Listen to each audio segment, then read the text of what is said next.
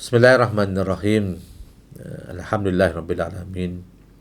Wassalatu wassalamu ala asyrafil anbiya'i wal mursalin sayyidina Muhammadin wa ala alihi wa sahbihi ajma'in.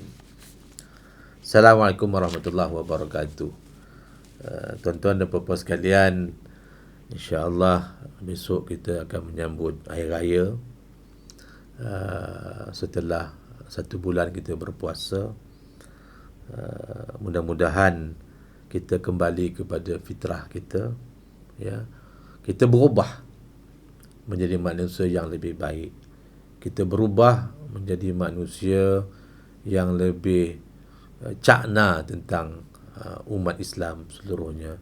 Kita berubah menjadi manusia yang sebagaimana disebut dalam hadis, khairun nas anfa'uhum linnas. Sebaik-baik manusia adalah manusia yang paling banyak manfaatnya kepada manusia yang lain. Dalam keadaan kita menyambut kegembiraan tersebut, puasa bulan Ramadan dengan berpuasa tersebut adalah merupakan satu kaedah tarbiyah Allah Ta'ala, ya, untuk membantu kita berubah supaya kembali kepada tujuan kita diciptakan. Apakah tujuan kita diciptakan oleh Allah Ta'ala? Ada 2, iaitu untuk menjadi hamba Allah dan juga untuk menjadi khalifah Allah. Itulah gambaran solat yang kita lakukan. Setiap kali kita melakukan solat, kita awali solat kita itu dengan Allahu Akbar. Allahu Akbar itu adalah gambaran manifestasi kehambaan kita kepada Allah Subhanahu Wa Taala. Dan diakhiri dengan 2 salam. 2 salam itu adalah gambaran kita menyebarkan salam wa ma arsalnaka illa rahmatan lil alamin, dengan kita menjadi khalifah Allah di muka bumi ini. Mana mungkin kita boleh menyebarkan rahmat Allah Ta'ala kalau kita tidak menjadi bangsa pemimpin. Mana mungkin kita mampu menjadi khalifah Allah kalau kita tidak memimpin dunia ini. Jadi kerana itulah bila Allah Ta'ala berbicara inni ja'ilu fil ardi khalifah tersebut, punya banyak cabaran, tapi kita harus bangkit menjadi pemimpin kepada dunia itu. Itulah gambaran solat, iaitu gambaran hablum minallah wa hablum minan nas.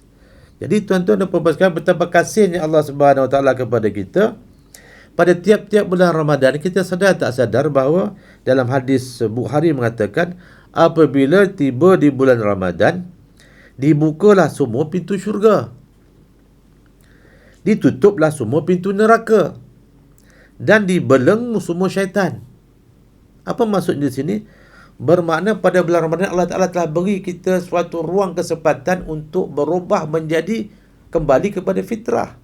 Yang mana Allah Ta'ala buka pintu-pintu syurga. Buatlah kebaikan yang sebanyak yang mungkin. Syurga mana yang nak kamu masuk bergantung soal amalan yang kamu nak lakukan, ya, peringkat mana sekalipun. Ya, syurga, seluas-luas syurga itu diberikan kepada kita dan dibuka untuk kita. Bermakna kita digalakkan untuk melakukan segala kebaikan yang paling maksimum.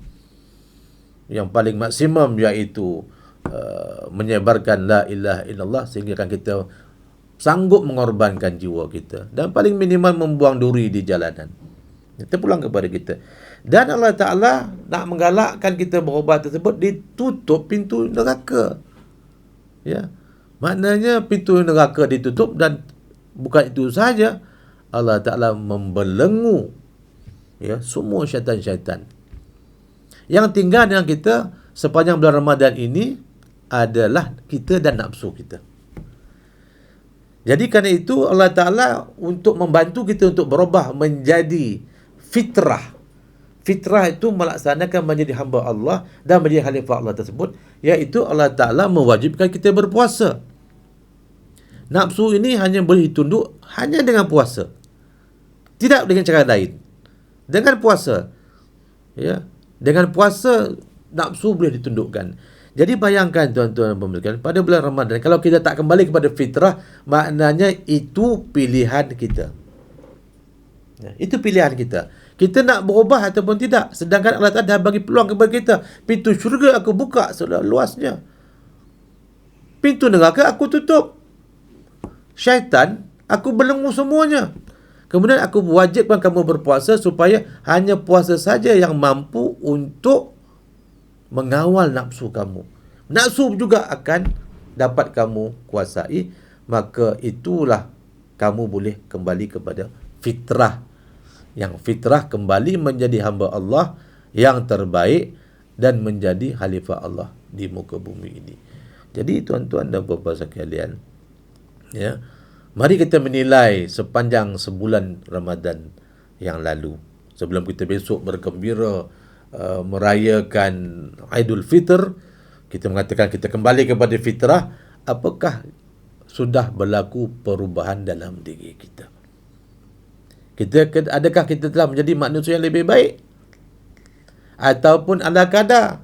Ataupun biasa-biasa saja? Orang puasa kita puasa, orang berbuka kita berbuka, tapi tidak memberi kesan kepada perubahan diri kita, hubungan kita dengan Allah Subhanahu Wa Taala. Hablum minallah, adakah bertambah baik? Dan hubungan kita dengan manusia, hablum minan nas, adakah kita menjadi manusia yang terbaik? Kita dengan jiran kita, adakah kita masih lagi hidup bernafsi-nafsi? Kita hanya mementingkan diri dan keluarga kita, jiran kita tak peduli. Sedangkan jiran kita dalam hadis adalah 40 di hadapan kita, 40 rumah di belakang kita, dan 40 rumah di kiri, dan 40 rumah di kanan kita.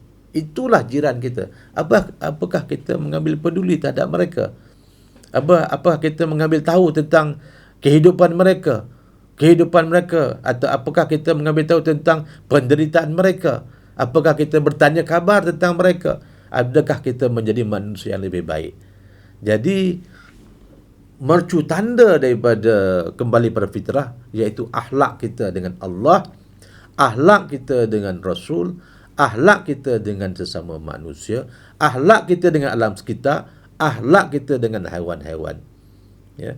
Jadi tuan-tuan dan puan-puan sekalian, saya nak mengajak bahawa mari kita menilai semula sebulan Ramadan kita. Apakah kita benar-benar sudah berubah?